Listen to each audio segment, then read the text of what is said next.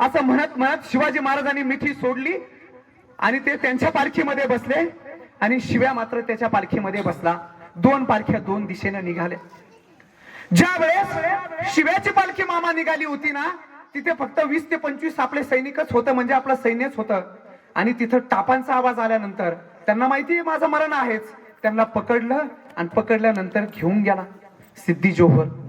सिद्धी जोहर घेऊन गेल्यानंतर सगळ्यांची बातमी पसरली. अरे शिवाजी पकडला, शिवाजी पकडला.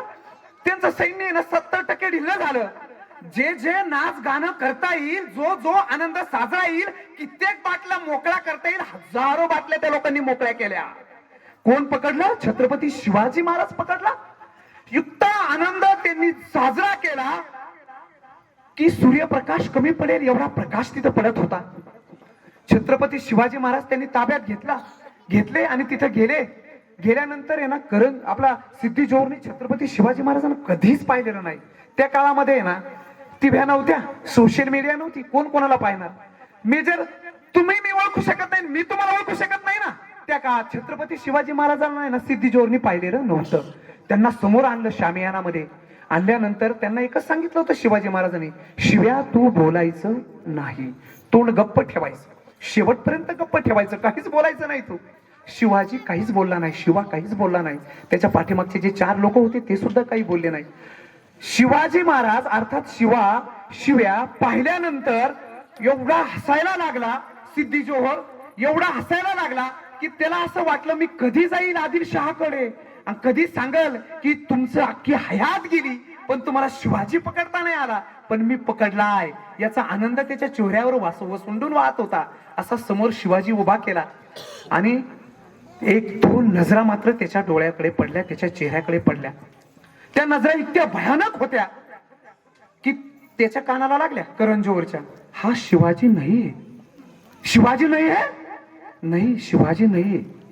ते म्हटलं कोणी पाहिलं शिवाजी, कोणाला माहिती शिवाजी, शिवाजीचा चेहरा कोणी पाहिलाय? ते म्हणले पाहिलाय ना, अफजल खानाच्या मुलानं फाजल खाननं पाहिलाय. बोलवा फाजल खानला. फाजल खानला बोलवलं. फाजल खान ज्यावेळेस अफजल खानाचा वध झाला होता त्यावेळेस फाजल खान तिथे होता. ज्यावेळेस फाजल खान, शिवाजी महाराज आणि अफजल खानाची ज्यावेळेस लढाई झाली ना, त्यावेळेस इथे तलवारीचा फटका शिवाजी महाराजांचा बसलेला होता. इथं खून शिवाजी महाराजांची होती हे माहिती होतं फाजल खानला. फाजल खान आला आणि फाजल खाननी थोडासा असा जिरेचा टोप वर केला, इथं खूनच नाही. तो एवढा ओरडला, तो म्हणला दगा झाला. आणि दगा झाल्यानंतर तो म्हणला ए शिवाजी नाहीये, ए शिवाजी हो नाही सकता असं म्हटल्यानंतर तलवार काढली. सिद्धी जोहरनं डायरेक्ट त्याच्या पोटामध्ये घालायला लागल्यानंतर शिवाजी एवढा ओरडला, त्याने सांगितलं हो मी नाहीये शिवाजी, पण मी शिवाजीचं रूप घेऊन तुमच्या समोर आलोय. माझ्या राजाला जीवन देण्यासाठी मी या ठिकाणी आलोय. मला 1000 वेळा मारलं तरी माझ्या रक्तात छत्रपती शिवाजी महाराजांचाच आवाज येणार आहे. तलवार घेतली आणि त्या शिव्या नाव्याच्या पोटात घातली, आरपार घातली, काढली सुद्धा नाही आणि तिथून पळाला. तो म्हटला चला सैन्य घेऊन, कुठं शिवाजी शोधा, कुठं असेल तिथं शिवाजी शोधा. आणि मग सिद्धी जोहर, सिद्धी मसूद पळत सुटले. कुठं सुटले? विशालगडाच्या मार्गाकडे. कुठे विशालगड, कुठे? चला सगळे 20,000 सैन्य घेऊन हे दोघं पळत सुटले. आणि त्यावेळेस अंधार होता, पौर्णिमेचा दिवस होता. निवडला बघा ना काय दिवस, पौर्णिमा निवडली होती. रामनवमी 2 दिवसांनी होती, पण पौर्णिमेचा दिवस शिवाजी महाराजांनी निवडला होता. का?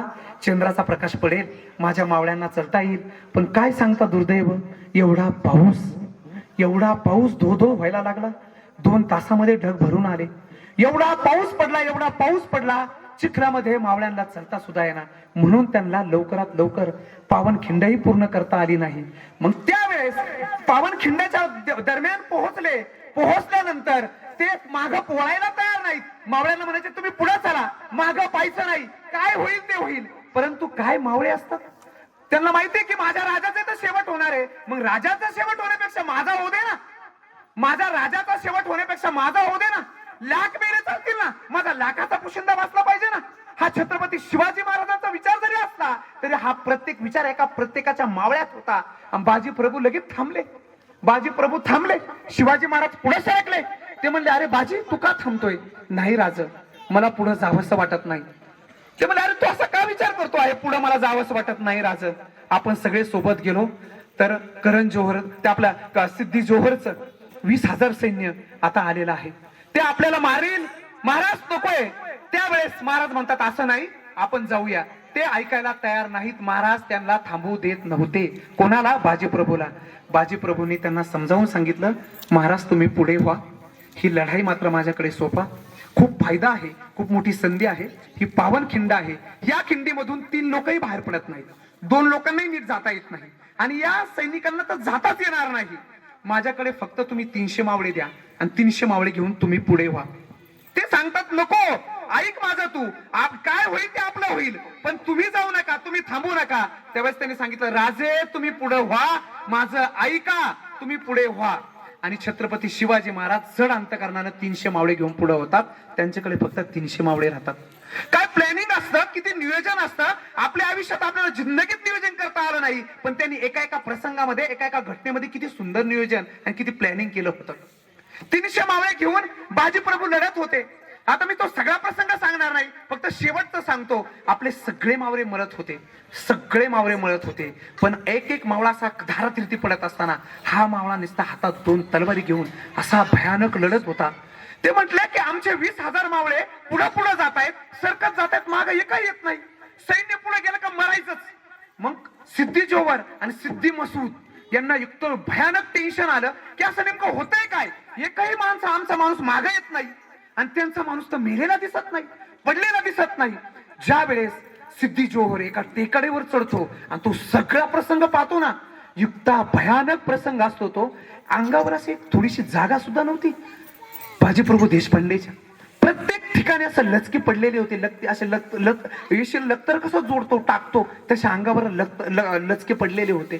प्रत्येक ठिकाणी रक्त निघाले होतं, जागा सुद्धा शिल्लक नव्हती, रक्त बंबाळ झालेले होते. बाजीप्रभू हातामध्ये 2 तलवारी आणि लढत होते.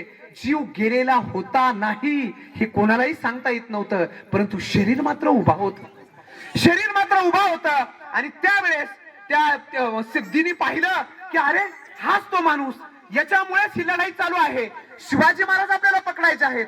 हातामध्ये बंदूक धरतो, अशी गोळी सोडतो आणि बाजीप्रभूच्या छातीमध्ये ती गोळी बसती. मावशी, बाजीप्रभू खाली पडतात. बाजीप्रभू खाली पडतात. 5-6 सैन्य त्यांच्या समोर उभा असतं आणि त्यांच्या डोळ्यामध्ये अश्रू असतात. हात लागला तिथं हातामध्ये रक्त येत होतं, तरी ते सुद्धा म्हणतात की माझे राजे विशाळगडावर पोहोचले का? राजे विशाळगडावर पोहोचले नाही तोपर्यंत मी मरणार नाही, माझा श्वास जाणार नाही. नियतीलाही मान्य नाही माझा श्वास घेणं, या धरतीलाही मान्य नाही माझा श्वास घेणं. माझा राजा अजून माझ्या विशाळगडावर पोहोचलेला नाही, माझा राजा सुखरूप गेलेला नाहीये. मी नाही मरणार, मी नाही मरणार म्हणत असताना तोफेचे